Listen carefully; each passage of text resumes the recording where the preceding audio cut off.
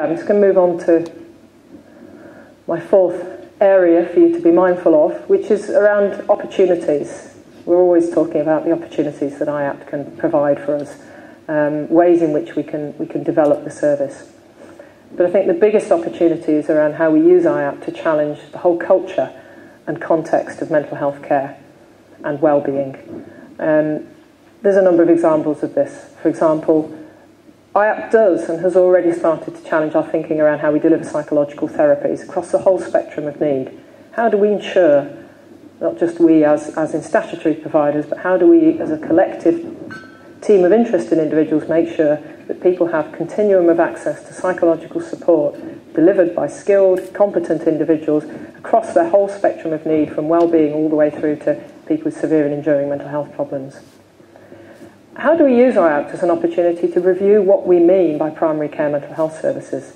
Where does IAPT sit within the structure of primary care mental health? There's all sorts of different examples and different models out there, but what's the sensible way forward in terms of what sits in primary care and delivers mental health support to people? And another example is counselling services. IAPT has thrown up lots of questions around, well, where does counselling fit within an IAPT model? And we've got various examples around the region of how that's been managed in different ways, but it's certainly something that we need to be constantly reviewing and considering and developing our thinking around. IAPT is a great opportunity to explore the way in which we work in partnership across different agencies. I agree entirely with Warren that there is an element of healthy competition, I think, that IAPT creates opportunity for. I think it also creates an opportunity, actually, not necessarily to work in competition, but to work together and to actually build our business cases across different agencies and demonstrate how the relative skills, competencies and experience that are available, the cultures that are available across statutory and third sector organisations can work together to deliver IAPT effectively.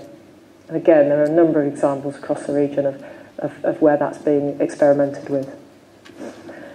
And exploring the benefits of user and community engagement, building community champions. We can only really develop our access to services by involving people who are out there, by involving people who've used the services or who could potentially use the services. And I think we need to be developing those opportunities now. There is a document that came out in February called Realising the Benefits. I'm assuming many of you will have seen it. It's a very useful document. It talks about IAPT from 2011 beyond. It reminds us of the vision. It sets out some of the standards around service delivery.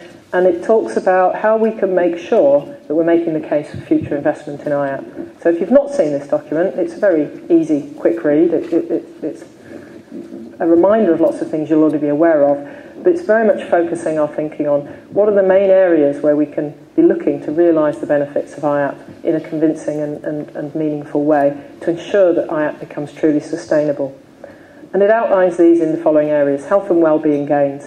So the stuff you'll be familiar with, what's the impact of IAPT on the wider health economy and healthcare systems? How does the presence of IAPT impact upon and influence other mental health care pathways? How does it change the way in which people access services in secondary care? Prescribing. How can we ensure what we actually anticipate should be the case, that IAPT should have an impact on the way in which GPs prescribe, particularly antidepressant medication? How can we check whether that's happening, and how can we ensure that we exploit that opportunity as much as we can? What's the impact for IAPT on things like medically unexplained symptoms, long-term physical health conditions? It's another area where there's a significant pressure on us to really look at how can IAPT effectively improve the care that's available to people with those range of conditions that might fall into those categories. And the one that we've talked about throughout the IAPT journey, which is around ensuring that people return to and stay in work. So I think the reason I've included this is because I'm very, very keen that we start to work proactively towards demonstrating how IAPT can realise the benefits. We have made lots of progress. There are lots of lessons that we've learnt along the way. Some we can repair, some we just have to live with. There is a growing evidence base. We're all contributing to that as we come online as new IAPT sites. Access has clearly, as we've already shown, been improved, and many people have been helped, and we're building a very skilled workforce. We do need to move on. We need to make sure that we're working towards higher recovery rates. 31, 32% is good, because it's potentially 31% of the population that necessarily have benefited from any kind of service. But we need to make sure that actually, in each locality, why are the recovery rates not better, and how can we improve them? Are we measuring recovery effectively? This goes back to the KPI plus idea. Actually, your KPIs won't necessarily measure change for people with certain conditions. So we need to be sure that we're using the right disorder-specific measures to ensure that we're capturing progress for people with things like OCD, post-traumatic stress conditions, social phobia, etc. And your high-intensity trainees will be learning about how to effectively use those measures. But if we're purely relying on our KPIs to capture that data, we're going to miss an element of recovery that we want to be capturing. So we need to make sure that we're thinking of things from that perspective and really challenging our data to work for us.